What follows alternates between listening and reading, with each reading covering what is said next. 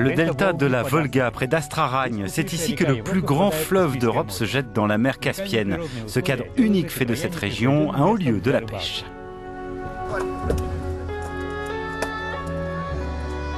Loin des grandes villes, dans cette immense zone de 30 000 km² du delta de la Volga, la réserve naturelle d'Astraragne offre des paysages préservés.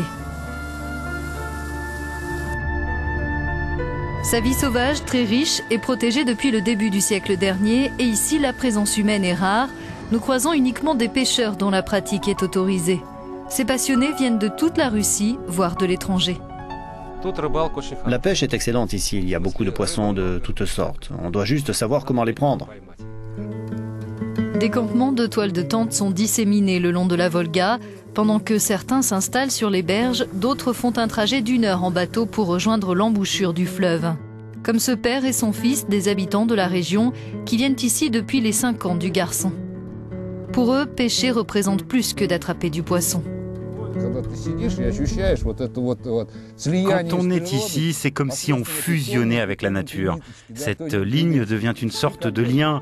On se sent lié à cet immense fleuve, au monde entier autour de nous.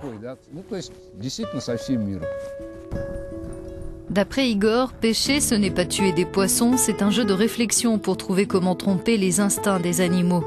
Il faut se mettre au bon endroit pour les prendre, choisir le bon appât et la technique la plus adaptée.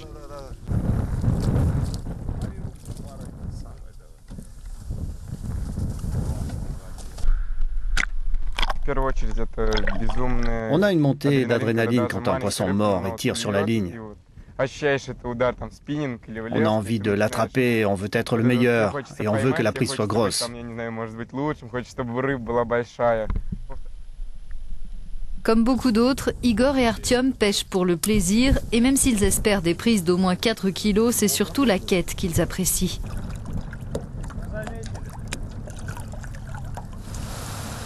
Mais la pêche est aussi un gagne-pain pour de nombreux habitants. Ce qui est pris la nuit au filet est trié puis transporté par bateau dans des usines de conserverie.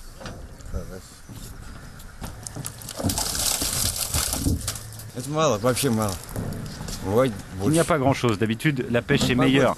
Il fait mauvais temps, donc il y a peu de poissons.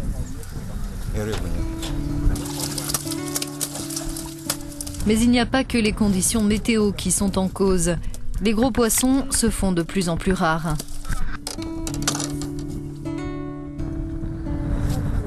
Igor, lui, pointe du doigt le braconnage et la surpêche. Il affirme que certains, notamment les plongeurs au harpon qui parcourent le monde pour pratiquer leur activité, tuent pour rien de nombreux spécimens de valeur.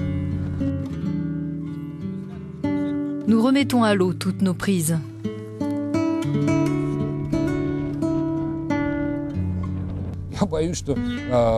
J'ai peur qu'un jour il n'y ait plus beaucoup de poissons. Ça ne veut pas dire que nous ne pêcherons plus. On continuera de pêcher même si nos prises sont petites. Je voudrais vous citer un dicton que j'aime beaucoup.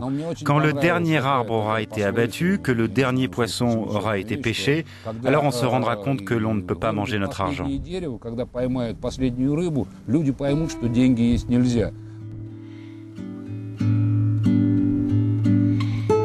Après une longue journée passée sur le fleuve, Dmitri, le garde-chasse, exhibe son trophée, une énorme carpe.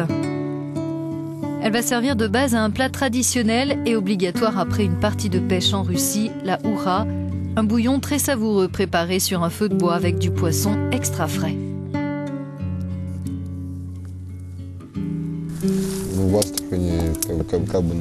C'est notre spécialité locale, la oura d'Astrakhan. On la prépare à notre façon avec de l'eau, du poisson, des pommes de terre, du laurier et du persil.